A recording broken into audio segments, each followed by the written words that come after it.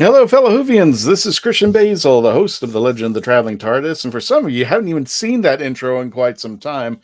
But thank you for joining us. Tonight, we're going to be talking to Bob Pickering. He's a good friend of ours. And if I'm not mistaken, I think emergency specialist in the Flagler County area. But we'll be bringing him on in just a moment. And normally, Bob cosplays, but we've been having some technical issues. And he's in the affected area. So, if he doesn't want to cosplay, he's not even going to be seen tonight. But let me go ahead and bring in our fellow guests and take down this banner so you can see all of us. Hang on one second. And wow, I'm off to a good start down there. Howdy, folks. Welcome. Yes, tonight we're going to be talking about Hurricane Milton. Now, for you fellow Whovians are like, well, wait a minute, what's this got to do with Doctor Who? Just want to let you know that some of our friends are down here. The Legend of the Traveling TARDIS, the podcast, a lot of our friends are down here in the Central Florida area and going to be affected. So this is your chance tonight. If you've had any questions about the hurricane, what's going on, what has transpired, we're going to try to give you the best update at this moment. Right now, tonight, it's October 6th, and it is currently right now 8:43 p.m. Eastern Standard Time. So let me go ahead and bring you on our panel and our guests. First of all, let me go ahead and bring in this gentleman right over here, the Reverend Amagon. How you doing there, my friend? Hello, sir. Bring up the proper screen. There we go. I'm on StreamYard again. Yay. YouTube, StreamYard. Okay. Can I get this? Yes, sir. And thank you all for joining us out there, all of you. And we're going to be bringing in Bob Pickering. And Bob, here he is. And unfortunately, he couldn't cosplay at this moment, but here he is right there. So we'll just pretend he's cosplaying for tonight. I'm cosplaying an icon. There you go. Do you have a picture you can throw up there, like one of your pictures that you're cosplaying? I can. Let's see. I'm not even sure how I could do that. I'm not familiar with the software. I think you just have to put in a logo, but that's cool there. Yeah, Bob, tell the people a little bit about yourself and okay. So that they know what you do, brother. Well, anyways, I work for Flagler County Emergency Management, and I have been there 30 years. So this would be my 30th year there. I'm working on trying to get a picture as I'm speaking to you. So anyways, but I've been there for 30 years, and my July, I'm sorry, I'm doing two things at once here. So July 30th, I'm sorry, my brain's all, it's been a busy day. If you just talk to the people, I'll try to. Yeah, no, so July 5th, it was my 30-year anniversary at Flagler County Emergency Management. Oh, and I have been there, the months onwards. And before that, I volunteered around there and stuff like that. And prior to that, I worked at Marineland in Florida. If you ever want to have a show talking about dolphins someday, yeah, okay. Your guy. I worked hands-on with them years ago. So anyways, with that being said, I have been, helping track this storm and helping with preparations up here. And I handle a lot of the weather stuff related to our agency here at Flagler County Emergency Management. And so I'm here tonight on my own personal account. So I'm not, I'm not here in any official capacity, but I am here, my own personal time. Now you should see me with our helicopter. So, good. So, but anyhow, you know what? I'm going to make things worse. Oh my gosh. There you go. That's brilliant. So, and the thing is that I actually have, where'd it go? I'm wearing my Tom Baker t-shirt that says, "Do you want a jelly baby?" And I'm holding the 14th Doctor sonic screwdriver. So I did grab some Doctor Who stuff. And if I had time, I would have happy to cosplay, but I just came off of one meeting just like literally 20 minutes ago and jumped into this one. Gotcha. So that's a great picture though. And thank you everybody for your patience while we get Bob over here. We want to make sure Bob got here safely. And this is his point. Oh, there we go. This is his lovely wife, Marianne. Yeah, Marianne's back behind me getting our supper ready tonight, so she can hear all of this. So, awesome. But she cosplays the 13th Doctor. She cosplays several versions of River Song, and she also has a mermaid page on Facebook, Mermaid River Song. That's her mermaid name, and she does mermaid cosplays too. And we actually do photo shoots where we mix up Doctor Who and mermaids together. And that's another subject if we wanted to have that, because we have some awesome pictures, and the local photography club, they love to do things like that. They come out and they do light painting at night and makes it all real science fiction look, and we really have a lot of fun. We're supposed to do another one of these in about a week and a half, providing that Mother Nature doesn't interfere with us. Well, we have 6boys73. I don't know if you can see the chats, but 6boys73. I have family on the East Coast near Melbourne. You should try out Space Coast Comic-Con out there, my friend. Oh yeah, it's on. Yeah, we haven't been to that one yet. So no, you haven't been there? No, I have not been there. So thank you, appreciate that. So, Mermaid Who? Mermaid River Song. So look her up on Facebook, Mermaid River Song. And if I know Christian, he's probably like Googling it right now. I will work on it. Yeah. Anyway, let's go ahead and talk about the topic at hand. This is something. Yeah, this is something that folks. We do want people to really take this seriously. I know there's some folks watching you live. And we want to take this very seriously now. Go ahead and get your screenshots. So anyways, with that being said, this is going to be a historic storm. The last time a hurricane directly hit Tampa Bay, and we're not sure this is going to directly hit Tampa Bay just yet, but the last time one hit there was in 1921, and the storm surge, it was so. The destruction was so complete that there was even newspaper headlines saying that Paso Grill was wiped off the map, which turned out it wasn't completely, but there was a lot of fatalities. There was a lot of damage, and the storm surge values on the Gulf Coast are significantly higher than on the Atlantic coast. So, and I'll get to the family in Melbourne question. I'll get to that in just a minute on expectations. So as the storm is currently, as of the 8 o'clock advisory, over the Bay of Campeche, southwest Gulf of Mexico, 85 mile per hour, very small hurricane. But as the storm progresses off to it's kind of wobbling around to the east southeast a little bit and east. Did you want me to pull up the map? Yeah. You can do that. That'd be great. Sure. Yeah. Okay. So if you look at the map there and you see that little orange around the little X, that's how far the tropical storm force winds extend from the center. The hurricane force winds are in such a small area, that would be red. You could barely see a little bit of red under the X. So the couple things I want to make sure people understand is this cone that you see is not where the expected weather is going to go. It just tells us where the center is going to go. And so when you see it says H, that means hurricane. We see it goes to M, that means major hurricane. That is Cat 3 or stronger. Damn. And so it is forecast to move into an environment which is very good for rapid strengthening, rapid intensification, or the Hurricane Center technical term, RI, for rapid intensification. But that potential is going to be there for several days as it moves over some very, very warm water over the Gulf of Mexico, much warmer than it normally is.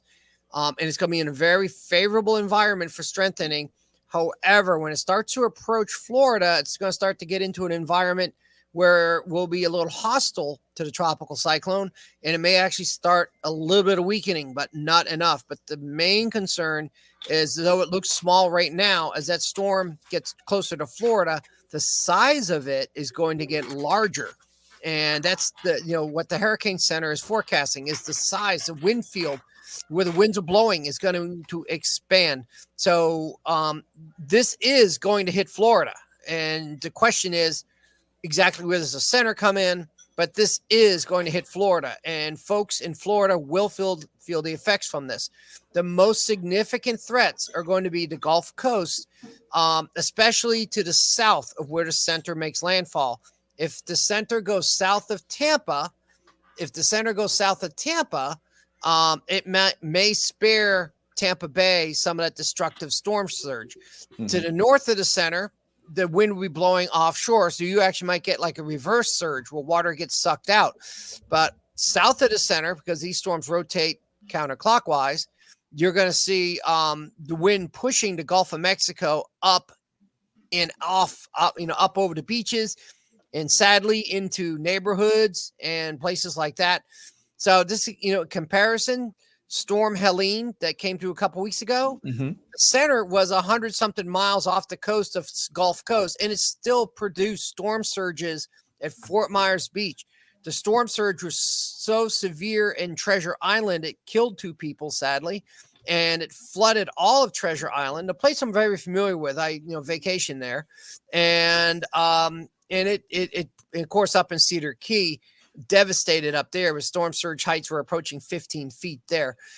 Just remember the Gulf Coast side, the storm surge values are much higher than on the Atlantic side. Okay, so let's get to that Melbourne question. Again, don't focus on that line because the center could be anywhere in that cone. The storm is going to have an opportunity to weaken. And I'm going to talk about the East Coast. So the storm is going to weaken a little bit, but you notice how the spots where it says Cat 1, Cat 2, Cat 2, and then there's a big leap, and then another, and then a bigger leap. That's because the storm is going to accelerate. It's going to go faster as it approaches Florida, and as it's moving quickly over land, it's not going to have as much time to weaken. The other thing, there's a lot of moving parts with this. There's a front that is to the north of the hurricane, and the hurricane is going to likely try to merge with that front. And then we're going to have a very intense nor'easter on our hands with this storm. That wind field is going to expand. So Melbourne, again, it's going to depend where the center goes. If the center is north of you, the winds will be offshore. You may have a tornado risk there. If the center goes south of Melbourne, then the winds will be onshore, and that will increase your risk of storm surges. Storm surges on the East Coast are not as severe as they are on the Gulf Coast, just because that's the way the underwater topography is. Shallow water, which the Gulf of Mexico is shallow, especially near the Gulf Coast, shallow water blows out easier than deeper water does, and because that's why there's that difference. But this storm is going to increase in physical size and translate into an intense nor'easter, and points north of where the center is what are going to see the strongest winds along the East Coast. Right. So that's as the storm moves on. The tornado risk is going to be higher down, like again, south of the center.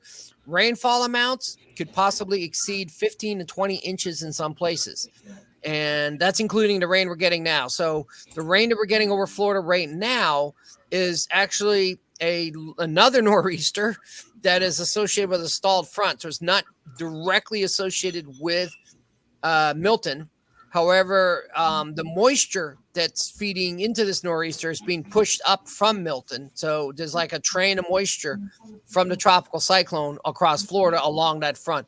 So again, there's a lot of moving parts to this storm. So my message is, especially Gulf Coast, is that please heed those evacuation orders. If you flooded during Ian, you probably are going to flood with this. And it's a life safety hazard if you stay in one of those evacuation areas where those storm surges occur. Now, as it goes inland, you could see gale force winds ripping across the state of Florida.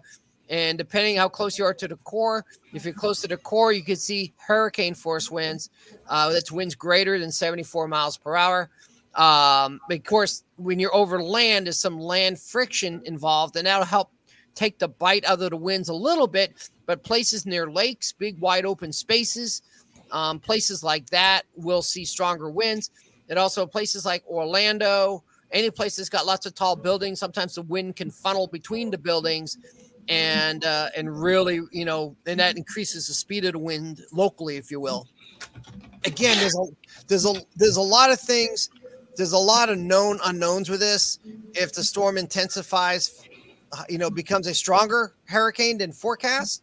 There's some intensity models that bring this up to Category 5 in the Gulf of Mexico before it starts to weaken. Right. So there are some unknowns with this, but it is going to hit Florida. How extensive that is, one of those things we're not 100% sure yet. It's definitely going to be extensive, but how extensive that's going to be. Bob, let me put you on hold right here. I just want to let everybody know we got a lot of people on Twitter who just joined us, and if you want to be part of the discussion, because I don't know if it'll let you chat on Twitter, But if you want to stay on Twitter, that's fine. That's fine, or better known as X. But if you want to get in the chat, you can jump onto our Facebook page or our YouTube channel right now, youtube.com/The Legend of the Traveling TARDIS. You can subscribe over there. Also, you can go on facebook.com/The Traveling TARDIS if you have any questions for Bob. And speaking for questions for Bob, Six Boy, he asks, is the temperature of the water any kind of factor? Which I'm going to say yes. Yes, because hurricanes are heat engines, and the warmer the water is that's over it, there's three things you need to make a hurricane. You need to have water temperatures at least 80 degrees or 26 degrees Celsius. You need at least that, and it has to be somewhat, the deeper that warm water is, the more fuel it has. Right. There are some places that it's going over the Gulf of Mexico where there's water temperatures in the mid to upper 80s in some of those places. That's like rocket fuel for this thing. The other thing that you need is you need calm upper level winds. So why is that important? Because you think, oh, it's hurricane, winds are good for the hurricane, but not necessarily. So you need those calm upper level winds so the storm doesn't get blown apart. If it runs into a place where there are strong upper level winds, it can actually disrupt the storm and actually cause it to weaken. And that's one of the reasons why they think there might be some weakening as it approaches Florida. But again, that wind field is going to expand. So it's going to have a wide reach. And much beyond what that cone is showing there. So Florida Keys are going to feel some winds from this. And points, Big Bend and places that sadly were impacted by Helene are going to feel effects from this storm. Gotcha. And we have a lot of friends who are from out of town. We just want to get them who may not be familiar with hurricanes. First of all, what in just the shortest terms, what it defines a hurricane? What is a hurricane? Basically, it's a warm core, a warm storm system. It doesn't have cold fronts, doesn't have warm fronts. And it's, tropical depressions are just a low pressure system spinning there, a warm core, low pressure system. Tropical storm, winds 39 miles per hour, hurricanes, wind 74 miles per hour or higher. Gotcha. And right now it's just a tropical storm. So, no, it's a hurricane. It is. It is finally. Okay, so I'm getting a little bit of the outdated stuff, but that's cool. Yeah, but that graphic I sent you is the latest, the one that you have up right now. That was the 8 o'clock advisory. What do you? You're on the West Coast. You live on the West Coast, right? I'm on the East Coast. You're on the East Coast. Oh, okay. Yeah, I'm north of Daytona Beach. If you were to tell somebody on the West Coast right now what you know about this, aside from get out of Dodge, if they tell you to get out of Dodge, what would be the best thing? I've heard. I was watching Governor DeSantis out there, and he had something that's like, if you're going to wait forever, you might as well just stand still. You just, if you're going to wait, and if you're not going to heed the warnings, then stay put, hunker down. But what would you say would be like the top 3 things you would tell somebody if you could get up? If you could get out to the west. If you're in one of these areas that's under threat, again, it's basically run from the water, hide from the winds. Anyone in a mobile manufactured home, they may want to consider finding a more substantial building to stay in. If you are a homeowner, I would bring in anything outside that could be blown about. Yeah. I would, if especially on the Gulf Coast there, hurricane shutters, if you got them, that I would put those up. And, especially Gulf Coast, as the storm goes across the state of Florida, those really severe hurricane winds, they will ease off a little bit, still strong winds. I would also make sure you got plenty of fuel, plenty of batteries. If you have any prescription medications, because if you take a really bad hit, you might not be able to go down to Publix and get your prescription refilled. So, so stuff like that. And one way I try to tell folks, a good way to prepare is to imagine if you're going on a camping trip.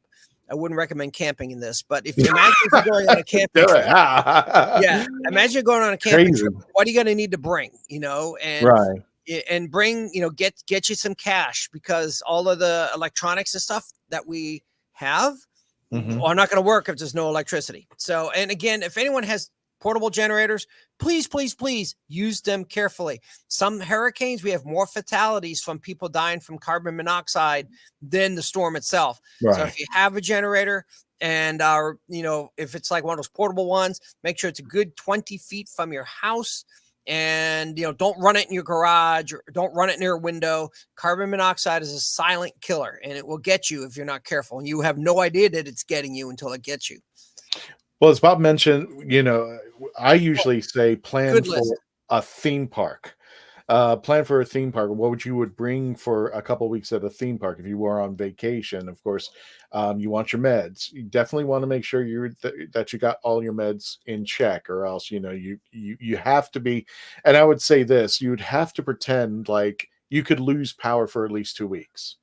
What would it look like in your house? You definitely, if you have like a cell phone charger, you definitely want to charge up those cell phone chargers. Any batteries that you have, make sure you have a stock full of batteries. Make sure they're for Charge the right up those battery banks. Yeah, and make sure they're for the right appliances, which I've done. It's like guys will have like a remote control, and it's like, well, there's a C battery, and they take double A. Well, you're hosed at that point out there. Make sure that you have documents. I don't know if all of that there, but make sure you have cash, because there will be some point in there where I was here for Hurricane Charlie, and the registers weren't working, so they were on a cash basis. That was the only way we could transact with each other. Toolbox and rope, that was just for my amusement. It's over there on the right side. But yeah, you want to make sure that you are well prepared, and you can use this as a checklist. Please screenshot. If not, you could probably go to NOAA, NOAA, and they have a checklist out there, or you could probably just Google this.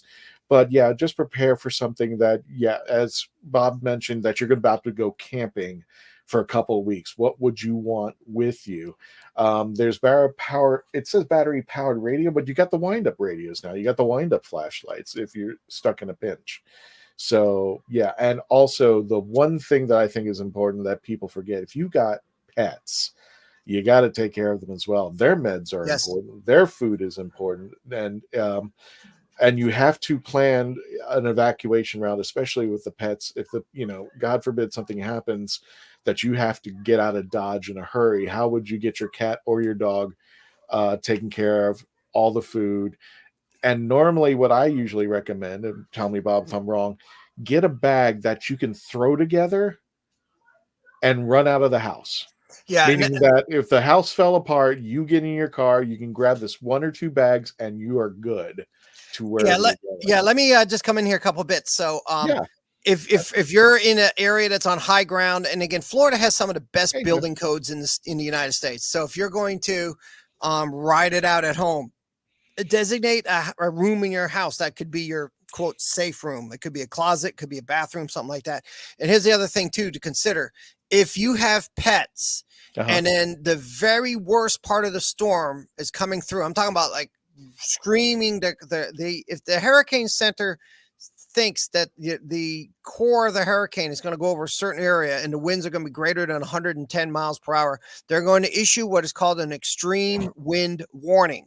And basically, you want to take the same precautions that you do for a tornado. Get into a small room.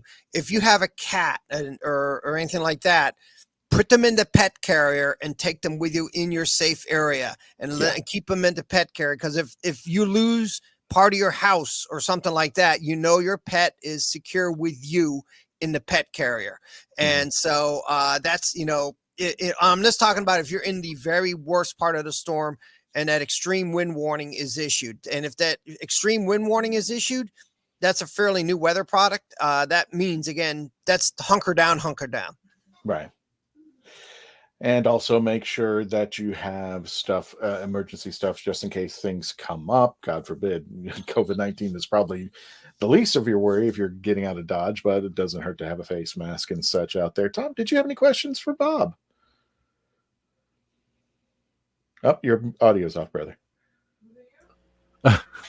No, I'm just grateful for all this information, things that I knew of, but people forget. So having a checklist is always important to go over everything, because I work in a grocery store. When the last hurricane went through, it didn't affect me. It was, we had the after the storm. Yes, it knocked out the power for a few seconds. It knocked out our cable for 3 hours.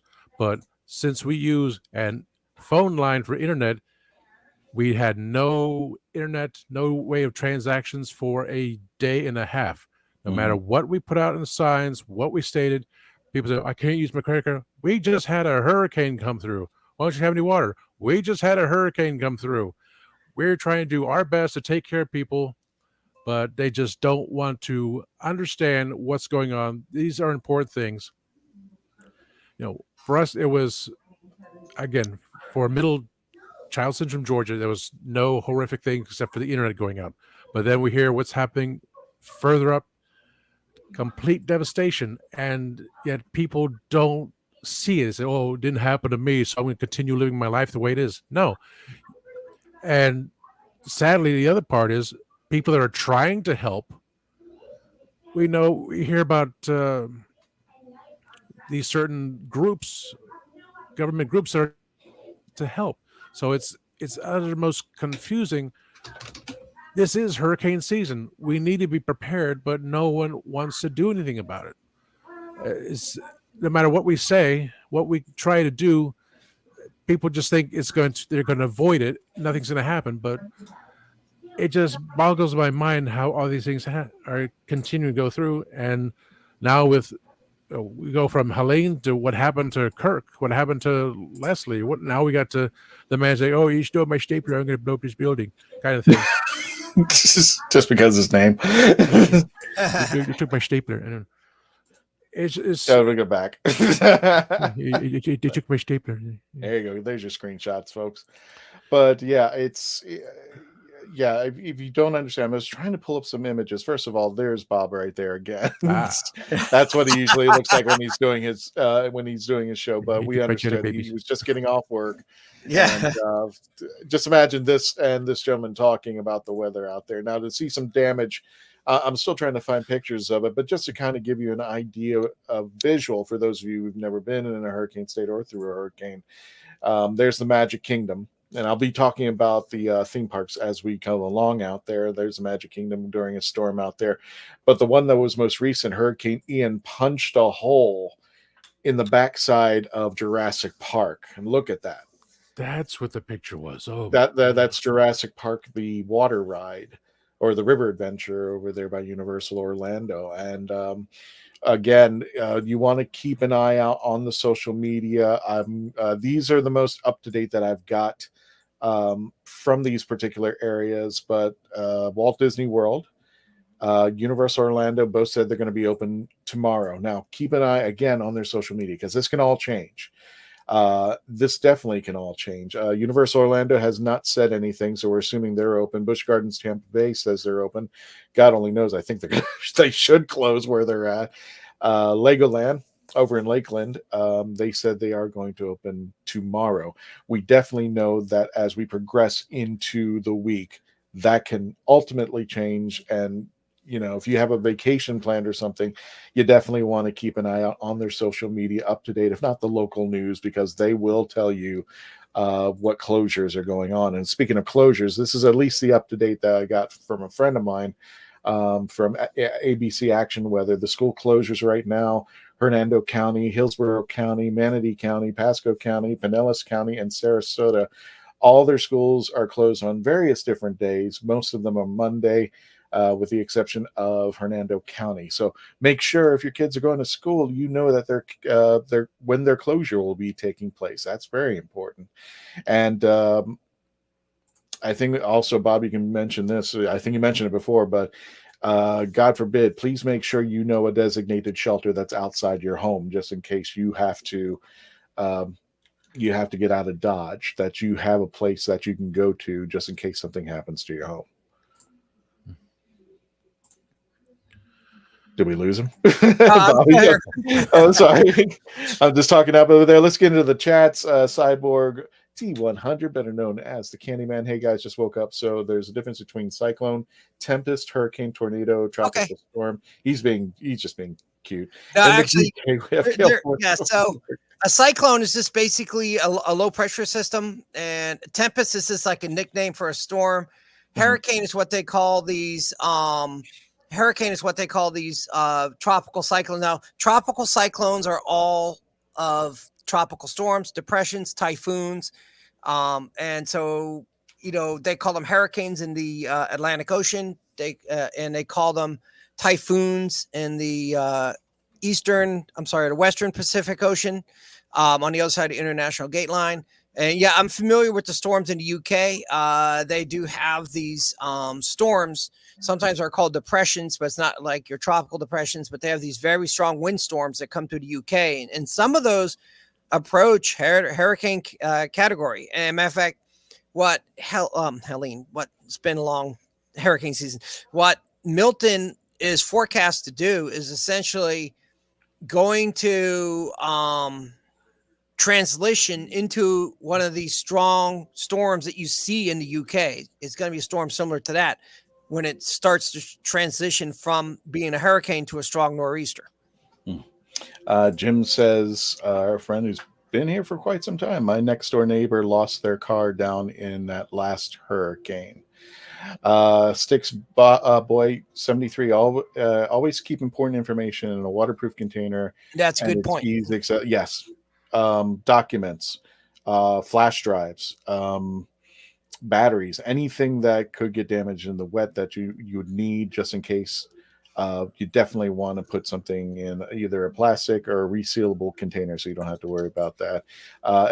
Edward, hey man, he says, everyone be safe and good night. Okay, he's out over there. Sticks boy says that any other dinosaurs escape. Yes. All of them, and they're at Disney World now. They're having a great time.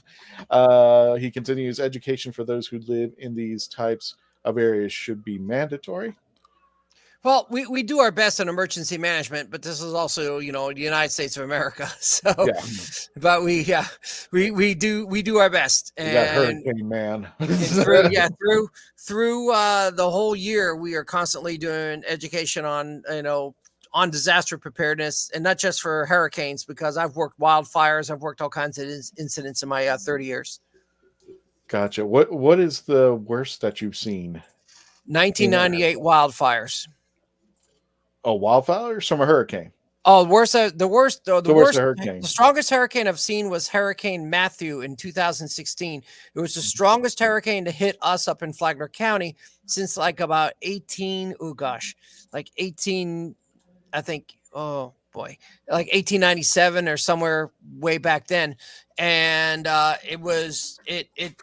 it destroyed A1A. It gave us a storm surge up by Marine Land, flooded homes. And actually we had one person that did not want to evacuate, and they were in a wheelchair, and the storm surge came up, flooded his place. And then we were very lucky that when the core of the hurricane went by, the winds dropped off quite a bit. We were able to send our Marine rescue unit up there to get the guy out. So we were able to go save him. But so that's the worst hurricane I've seen. The worst incident I've ever worked, I would have to argue, is the 98 wildfires, because it lasted from the middle part of June to the middle part of July. And we lost 70 homes, but just the longevity of it, we had to evacuate the entire county because of that event. Good night. I'm trying to find some more pictures of, just to give you the scope of the destruction of these things, because they are huge. They are monsters. And that looks to me like storm surge damage, that image that you're looking at right there. And that might even be Cedar Key, or somewhere on the Gulf Coast. Gotcha. But that looks like storm surge damage, because you can see like the bottoms of some of these buildings blown out. And I know a couple of those on stilts, but Heather, if you see the chat, to say hello and hit the like button, and plus safe wishes for all the Tampa Bay and the Orlando area. Yeah, because we're going to get smacked by this. And again, I just want to remind people that a lot of our team are out here in these areas where this thing is going to be crossing. It's going to hit you too, right, Bob? But we're definitely going to feel effects. And according to like the weather call I was on earlier, the meteorologist from the National Weather Service said this is going to happen. To how extensive it's going to be happening is still yet to be determined, but we are going to feel effects from this storm. Gotcha.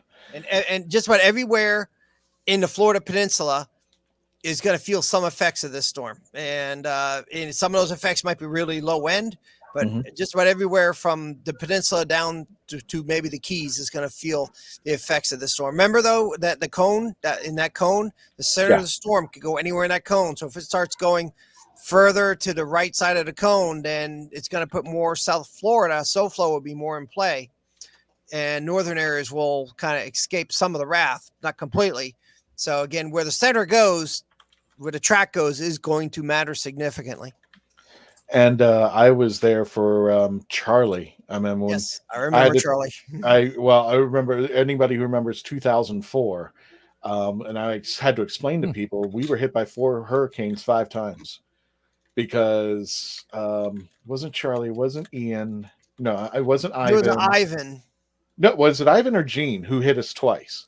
It was Ivan, because Ivan hit up in the Panhandle. Yeah, and believe it or not, it looped the system. It weakened significantly. It actually remained intact enough that their hurricane center was actually to track it. And when it moved out over the ocean, it came back south and came back and hit Florida. It wasn't a proper tropical cyclone when it came through Florida the second time, but it did give some gusty, squally winds and some heavy rain. That year there was, Hurricane Charlie, and there was a tropical storm just ahead of Charlie that came through. There was Hurricane Charlie, then Hurricane Francis, and then Gene. Charlie, Francis, and Gene were the most notable storms of the lot for Central Florida.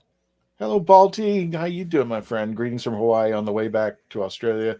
Stay safe, y'all. We will do our very best. I mean, we're kind of hunkered down. The wife and I went around the house and we went over everything that could possibly be. I mean, just, you don't think about it, but you should go outside your house if you're in these affected areas, because that little like cherub or that thing that you just planted in the yard, that piece of metal or something, can be used as a projectile, and easily, like a trash can, can go from your front yard to somebody else's front yard 2 blocks away. That's how powerful these damn things are.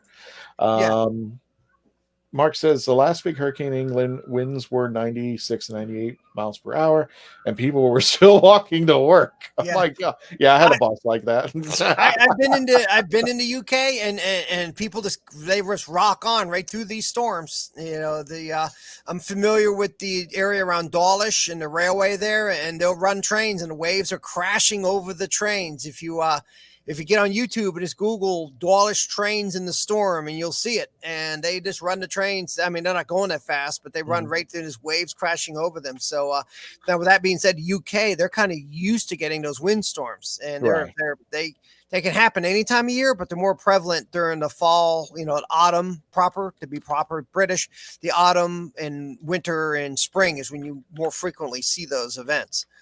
And just a reminder for everybody who's watching, especially on our X and our Twitter channel, please head on over right now, youtube.com/The Legend of the Traveling TARDIS, or on Facebook page, facebook.com/The Traveling TARDIS.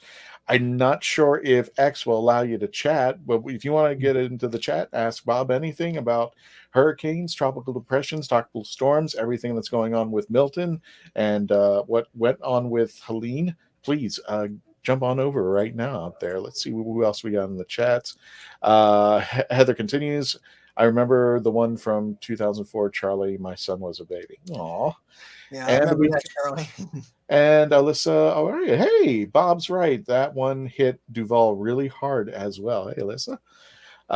Mark says, Christian, if the last picture show of destruction, all of your building are made out of timber, wouldn't building houses of bricks be a better? I am well confused. The new let me get this right. Correct me if I'm wrong, Bob. Especially when my house was being built at around 2000, they have to have a certain amount of, I think they're called hurricane straps. Yes, there's a stricter. Florida has very strict wind codes, and wind codes, and they're actually strict. It's fine. Yeah. Anything built after 2002 actually has the very high end wind codes. So even like a wooden built building, like my apartment complex that I live in, took a hit by a tornado last October, and the damage here was very superficial because these buildings, they're wooden, they're built to those really tight wind codes. That image of all the destruction, that's from storm surge, and you can build your way out of storm surge damage, but it's not cheap. And and a matter of fact, there was a home when Hurricane Michael hit. I think 2018 maybe, or no. It was later than that. Hurricane Michael up in the Panhandle. It hit in, I think, 2021 maybe. That one, there was one house that survived on Mexico Beach, and the guy that built it he built it well above the minimum codes. He put it up on stilts. He worked out what the highest storm surge could ever be. Yeah. And he built up on stilts higher than that. And his house went through it unscathed. It made national news. Just giving more damage of what these hurricanes can do, and that it is really, really nasty. Yeah. And again, the storm surge, the storm surge is the main, is the main thing that we try to get people away from. Now, Hurricane Andrew in 1992, of course, I remember that one as well. That one was a Category 5 hurricane, and it's absolutely demolished buildings south of Miami. Now, here's the thing. A lot of those houses were really quick, cheap build houses. And that's why that damage was so severe in the way it was.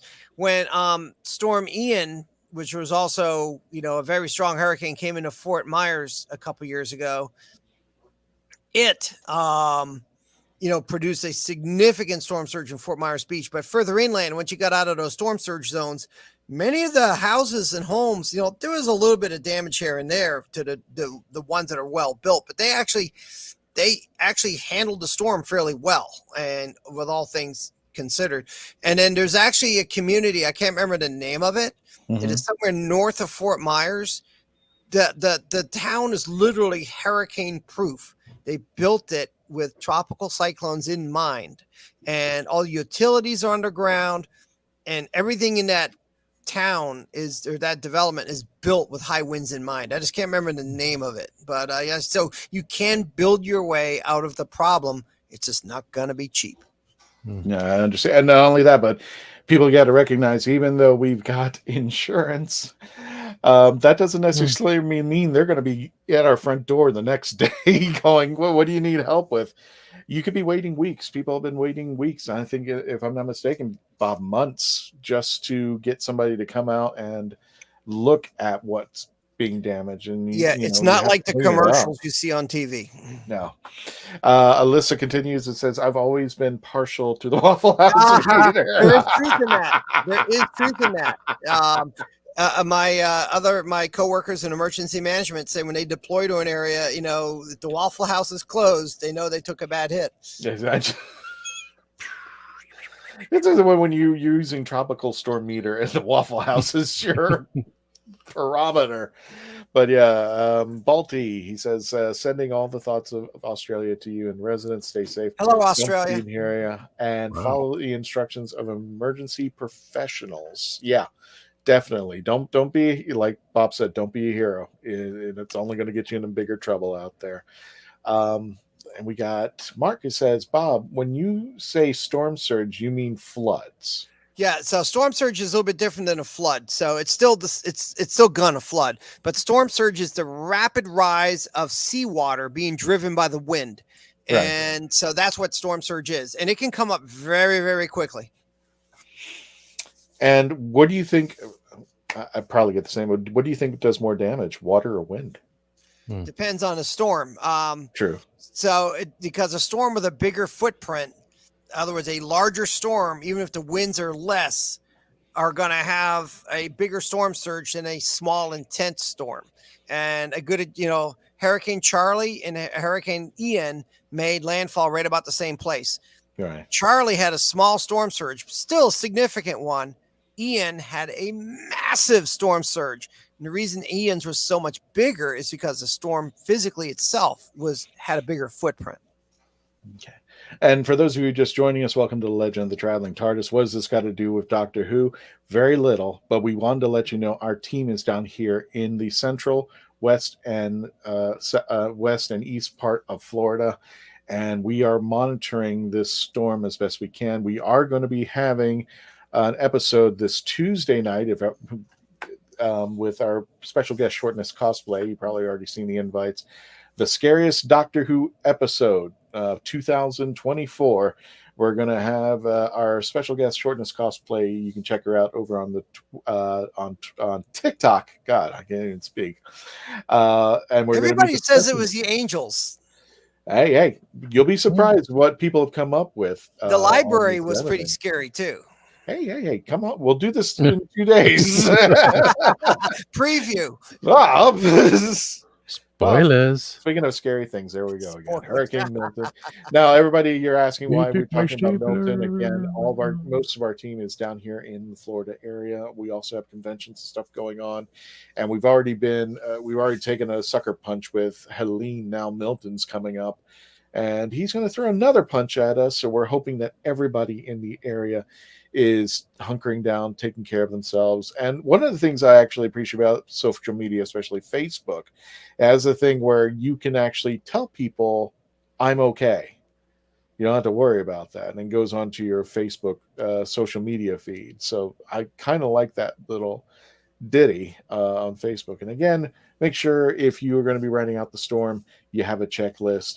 You can check out the best one, I think, is on NOAA, but you can probably Google images of checklists. But most importantly, cash, evacuation plan, meds for the pets and kids. Make sure that you have everything ready for you just in case you have to get out of Dodge, and any accessories that you'll need along the way, as if you were going to go camping for a couple weeks without any power, without any water. You know what you would have to do if your home was unreliable at that moment, so that you can be prepared and take care of your loved ones while things are happening, so that hopefully you can get back to life as normal as it can be, especially out of one of these things. Mark continues, in the UK, flooding is worse than hurricanes. We have so much rain, then the major riverbanks burst. God, it was like, what was it? It was like Katrina. People said that Katrina didn't actually do the damage that the levees did. Yeah, it was the flooding that levees. Yeah. But yeah, and I follow news in the UK. They do have some really bad flooding problems, and especially along the rivers and things like that. They do have a lot of problems over there with that. Gotcha. Bob, we're coming to the end of the episode. Was there anything that you want? Oh no, I'm sorry, I didn't mean to cut you off. But no. It's okay. The only thing I just would recommend is for folks that live in the path of the storm or future storms, get familiar with your local emergency management resources. So if you live in a certain county, just Google certain county emergency management and go find their social media feeds, find their website. So that way you can, and many of them have systems where you can sign up and get an emergency phone call. If something's going to affect your neighborhood, it will call you on the phone and give you that heads up. So go do that. Like in Flagler County, we have a thing called Alert Flagler, where you can sign up. It's free. It'll call you if there's an evacuation order or a tornado warning or anything like that. And that network, there's different variations of it all over the state of Florida. So if you're like in Pinellas County, just Google Pinellas County Emergency Management, so forth. I think everybody gets the idea, and just learn, because that's where your preparedness advice is going to come from. The other thing is, I encourage folks to follow official sources of information. Hurricane Center is hurricanes.gov. They're the ones that have airplanes in the storm. They are the best tropical cyclone forecasters on Earth. That's right. That's, everybody else that does their hurricane stuff, including me, gets their information from them. Also, learn about where your local national, your local National Weather Service. If you go to weather.gov, and then there's a big map that's going to pop up. Now, remember, not weather.com, but weather.gov. And the thing about weather.gov is you'll get weather information without getting a cell phone and lawyer adverts, because it's the National Weather Service. So go to weather.gov, and a map of the United States comes up. You click on your part of the country, and that'll get you down to the local National Weather Service for your area. So like in Orlando, you are under National Weather Service Melbourne, Florida. Tampa Bay is under National Weather Service Tampa Bay, Ruskin, and so forth. I'm under National Weather Service Jacksonville, and that is going to be your local weather office that's going to put out bulletins on what is going to be expected in your area. Gotcha. And one more time, Bob, tell us where we can meet Mary. I'm going to go ahead and put it in the chat so you can see so that people can follow Marianne and you guys. Okay, on so your yeah, adventure. so Marianne has a and she actually has some of her cosplay pictures, Doctor Who cosplay pictures up there too. But if you go to Facebook and you look up Mermaid River Song, and that's her. And we actually have a group of mermaids called the Mermaids of the TARDIS. And we gather and we do photo shoots. And on Mermaid River Song, you can see some of the results of some of those photo shoots in there. Is it all one word or something? Because I was trying to find it and it was Mermaid River Song on Facebook. Oh, okay. On Facebook. You have to be on Facebook to find it. Yep, I'm on Facebook right now. I'm assuming it's Facebook.com/Mermaid River Song, right? Let's see here. Or just go to Facebook and search for it. It'll come right up. I don't know why it's being a jerk. Are you having any luck there? Well, I'll tell you what. I'm going to do this. So, Facebook. Did you delete your page? Mermaid River Song. 2 words. You found it? Yep. Can you do follow? me a favor? Yeah, well, throw it in the private chat, and I'll put it. Out there for them. Copy and paste. Gotcha. Yeah, and you know, when we all gather, it's like it's a several ladies that do the mermaid cosplay, and they have swimmable tails. They can swim in these things. And they're all Doctor Who fans, and so we just kind of mix things up a little bit. And there we go. Hey, so anyways, if you want to follow her, give her page is like about a year old, so just give her a like, and you can see her adventures. We actually have a safety event that she supports over here called Water Safe, which teaches kids how not to drown and that kind of stuff. Well, you know, that's important. Yeah. And so she and a couple other, the mermaids of the TARDIS, will come to this event to help bring the kids out to the event so they can swim with a mermaid and get pictures taken with and all that. But then they also get exposed to all of the water safety stuff, which is the purpose of the event. Gotcha. But she also, some of her Doctor Who cosplay images are also on that page. Her 13th and River Song. Regular River Song and all that. Well, we got it in the chat right now. And if anybody, when you can paste and copy it while it's there. And as well as before you go, don't forget to come on out. And right now, subscribe youtube.com/The Legend of the Traveling TARDIS.